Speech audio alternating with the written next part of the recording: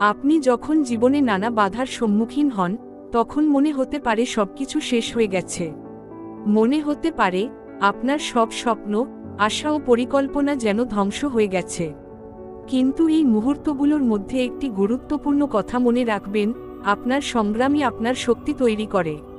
কখনো কখনো আপনি ভাববেন আপনার আর কোন শক্তি নেই, কিন্তু আসলে আপনি তখনও শিখছেন, বেড়ে উঠছেন। জীবন কখনোই সহজ হয় না, তবে আপনি যতটা লড়বেন ততটাই আপনার মানসিক দৃঢ়তা বৃদ্ধি পাবে।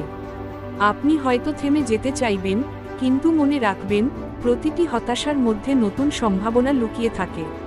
এটা ঠিক যে কিছু কিছু দিন খুব কঠিন হতে পারে, কিন্তু প্রতিটি দিনই আপনাকে নতুন একটি শক্তি দেয়। কখনো কখনো পৃথিবী আপনার বিরুদ্ধে, তবে আপনি যদি নিজেকে হারিয়ে না ফেলেন, যদি আপনি লড়াই করতে থাকেন, একদিন আপনি দেখবেন সেই বাধাগুলোই আপনাকে নতুন দিক দেখিয়েছে, নতুন শক্তি দিয়েছে। আপনি যে কোনো পরিস্থিতিতে থেমে যাবেন না।